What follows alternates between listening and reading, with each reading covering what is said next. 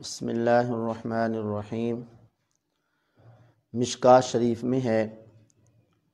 حضرت عبداللہ بن عباس رضی اللہ تعالی عنہما فرماتے ہیں کہ ان رجلا نازعته الریح رداءہ، کہ ایک شخص نے چادر کو برا بھلا کہنا شروع کر دیا کیونکہ اس کی چادر کو ہوا نے اڑایا تھا۔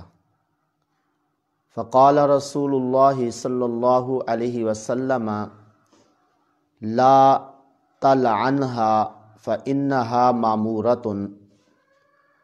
رسول کریم صلی اللہ علیہ وسلم نے اس شخص کو ارشاد فرمایا کہ تو ہوا کو لعنت نہ کر، اسے برا بھلا نہ کہے، کیونکہ یہ تو مامور ہے، اسے چلنے کا حکم دیا گیا ہے۔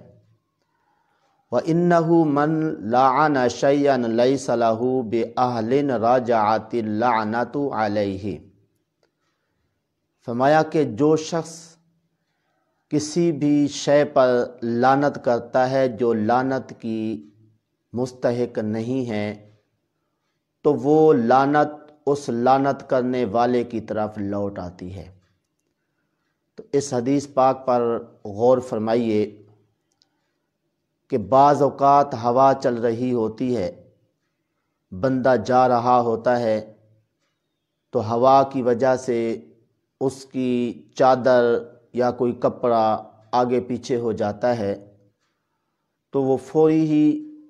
اس ہوا کو لعنت کرنا شروع کر دیتا ہے اور اس طرح برا بھلا کہنا شروع کر دیتا ہے۔ آقا کریم صلی اللہ علیہ وسلم نے اس سے منع فرمایا،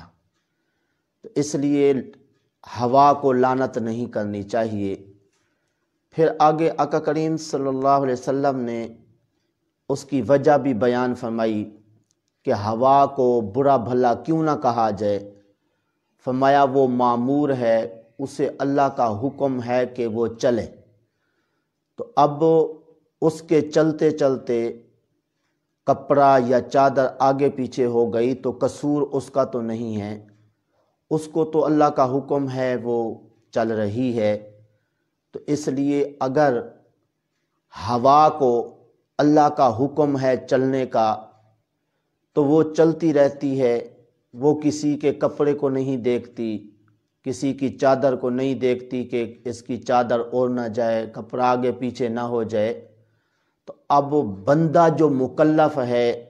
اللہ تعالیٰ کے احکامات کا، تو بندہ بھی سوچے کہ وہ اللہ تعالیٰ کے اے ہوئے احکامات پہ کیا عمل کرتا ہے۔ بندے سے تو پھر وہ ہوا بھی اچھی ہے جی، کہ جو اللہ کے حکم پہ چل رہی ہے، اللہ کے حکم میں تھوڑی سی بھی کمی کوتاہی نہیں کرتی ہے۔ تو اس لیے بندے کو ہوا پر لعنت کرنے کی بجائے یہ سوچ لینا چاہیے کہ یہ ہوا اللہ تعالیٰ کی طرف سے مامور ہے، یہ چل رہی ہے، اپنی ذمہ داری میں کوئی کمی کوتاہی نہیں کر رہی، میں بندہ ہو کے اللہ کے احکامات پہ کس قدر عمل کر رہا ہوں۔ پھر آخر میں آقا کریم صلی اللہ علیہ وسلم نے ہوا کو برا بھلا کہنے کی مذمت بھی بیان فرمائی۔ وہ کیا کہ ہوا کو اگر لعنت کوئی کرے گا تو اس صورت میں وہ لعنت اس کے اپنے اوپر لوٹ آئے گی، اس لیے کہ وہ ہوا تو لعنت کی مستحق ہے ہی نہیں، مستحق ہوتی تو وہ لعنت اس پہ جاتی۔ تو اس لیے لعنت کرنے والا پھر خود جو ہے اپنے اس جملے کا، اپنی اس گفتگو کا جو ہوا کے بارے میں بولتا ہے مستحق ہو جاتا ہے۔ تو اس لیے غیر مستحق جو چیز ہوتی ہے اس کو لعنت کرنا یا اس کو برا بھلا کہنا یہ عقل مندی نہیں ہے۔ لہٰذا اس درس سے ہمیں سبق لینا چاہیے کہ جو بھی چیز اللہ کی طرف سے مامور ہے اور اس کو چلنے کا حکم ہے اور اپنی ذمہ داری وہ نبھا رہی ہے تو بندے کو اس کو برا بھلا نہیں کہنا چاہیے، الٹا اس ہوا سے جی بندے کو عبرت حاصل کرنی چاہیے کہ غیر مکلف ہو کے ہوا جو ہے وہ اپنی ذمہ داری پوری کر رہی ہے، میں کس قدر اپنی ذمہ داری ادا کر رہا ہوں۔ دعا ہے اللہ تعالیٰ کی پاک بارگاہ میں جو کچھ کہا صحیح عمل کی توفیق عطا